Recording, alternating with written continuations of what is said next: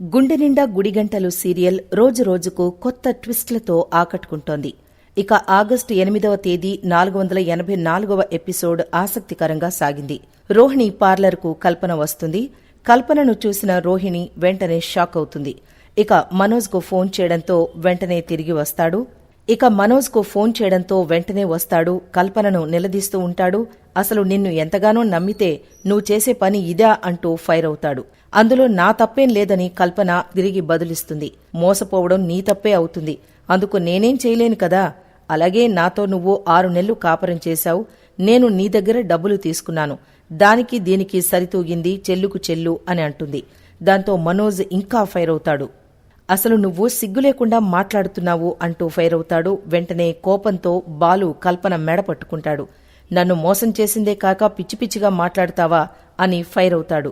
ఇక నాకు వెంటనే నా డబ్బులు ఇవ్వాలని, లేకుంటే అస్సలు ఊరుకోను అంటూ ఫైర్ అవుతాడు. నా దగ్గర డబ్బు లేదు అని, తన దగ్గర డబ్బు లేదు అని, కెనడాకు వెళ్లాలని తనను వదిలేయమని అంటుంది కల్పన. కాని రోహిణి మాత్రం కల్పనను గట్టిగా పట్టుకుంటుంది. పోలీసులకు ఫోన్ చేయమని అంటుంది.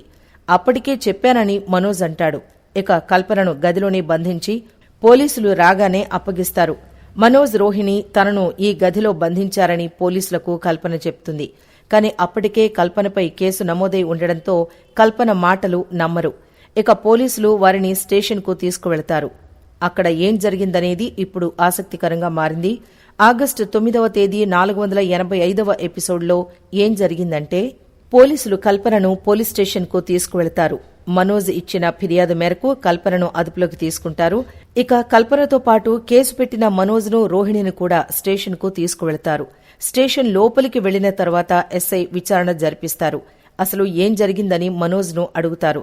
అందుకు మనోజ్, ఈ అమ్మాయిని నేను ఎంతో గాఢంగా ప్రేమించాను, కానీ నన్ను మోసం చేసింది, 40 లక్షల రూపాయలు కూడా ఎత్తుకు వెళ్లింది అని కల్పనపై ఫిర్యాదు చేస్తాడు. కాని కల్పన మాత్రం తనకు అతనికి ఎలాంటి సంబంధం లేదని చెప్తుంది. మనోజ్ తనను ప్రేమించి పెళ్లి చేసుకుంటానని చెప్పి మోసం చేశాడని అంటుంది. మరో పెళ్లి కూడా చేసుకున్నాడని మీ ముందే సాక్ష్యముందని అంటుంది. దాంతో మనోజ్, రోహిణి షాక్ అవుతారు. ఇక కల్పన చెప్పింది అబద్దమని అంటారు. దీంతో ఎస్ఐ స్పందిస్తూ, కల్పన నీ దగ్గర డబ్బు కొట్టేసింది అనడానికి ఏదైనా ఆధారముందా అని ప్రశ్నిస్తాడు. దాంతో మనోజ్ ఉందని బదులిస్తాడు. కల్పనతో నాకు ఒక జాయింట్ అకౌంట్ ఉంది, అందులోంచే ఆమె డబ్బులు తీసుకుంది అని ఆధారంగా చూపిస్తాడు. సరైన ఆధారం లభించడంతో కల్పనను వెంటనే మనోజ్కు డబ్బు కట్టమని అంటారు. లేకుంటే నీపైన కేసు నమోదు చేసి కోర్టుకు తీసుకెళ్లాల్సుంటుంది అని హెచ్చరిస్తారు.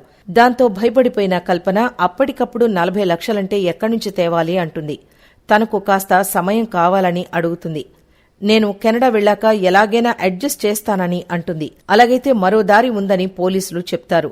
ఇండియాలో నీకు తెలిసినవారు కాని బంధువులు కాని ఉంటే వారితో సాక్ష్య సంతకం చేయించి నువ్వెళ్లొచ్చు అని అంటారు పోలీసులు. దాంతో కల్పన సరేనంటుంది. ఇక సాక్ష్య సంతకం చేయించేందుకు పోలీస్ స్టేషన్ నుంచి కానిస్టేబుల్స్ తో పాటుగా బయటికి వస్తూ ఉంటుంది. అదే సమయంలో కల్పన బాలుకెదురవుతుంది. మేడం, మీరిక్కడేంటి అని అడుగుతాడు. దాంతో తాను కొందరికి డబ్బు ఇవ్వాలని, ఇండియా రావడంతో తనను పోలీసులు అదుపులోకి తీసుకున్నారని చెప్తుంది.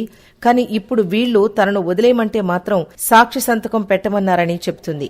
బాలును సాక్షిగా సంతకం పెట్టమని అడుగుతుంది. దాంతో బాలు, అసలు మీరు వాళ్లకు ఎందుకు డబ్బులివ్వాలి అని అడుగుతాడు.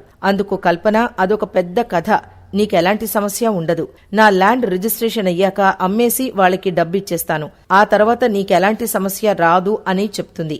మరోవైపు రోడ్ సైడ్ పార్క్ చేసిన మీనా స్కూటీని పోలీసులు తీసుకురావడంతో బాలు ఆ స్కూటీని తీసుకొచ్చి వెళ్లడానికి వెళ్తాడు. అది ముందే గమనించిన కానిస్టేబుల్స్ లో సాక్ష్య సంతకం పెడితే వెంటనే స్కూటీ ఇస్తామని అంటారు. ఏదేమైనా ఒకసారి నేను పూర్తిగా సమస్య ఏంటో తెలుసుకున్నాకే సంతకం పెడతానని అంటాడు బాలు. కాని కల్పన కానిస్టేబుల్స్ తో కలిసి బాలు సంతకం పెట్టేందుకు ఒప్పిస్తుంది. అయితే రోహిణి, మనోజ్లకు మీనా, బాలు పోలీస్ స్టేషన్లో చూడకపోవడంతో బాలు ఇరుక్కుపోయే పరిస్థితి నెలకొంది. మీనాతో పాటే రోహిణి, మనోజ్, కల్పన అందరూ పోలీస్ స్టేషన్కొస్తారు. కాని గమనించకపోవడంతో కల్పన దగ్గర బాలు సాక్ష్య సంతకం ఒప్పుకోవాల్సి వస్తుంది. ఇక బాలు సాక్ష్య సంతకం పెట్టే సమయంలోనైనా మనోజ్, రోహిణి వచ్చి అడ్డుకుంటారా లేదా అన్నది ఆసక్తికరంగా మారింది. మరోవైపు మనోజ్, రోహిణి ఎంతగానో కల్పనను పట్టుకోవాలని ప్రయత్నించి స్టేషన్ వరకు వస్తే ఈజీగా తప్పించుకునేందుకు బాలు కారణమవుతూ ఉండడంతో ఆ తర్వాత ఏం జరుగుతుందోనని ఇంట్రెస్టింగ్గా మారింది.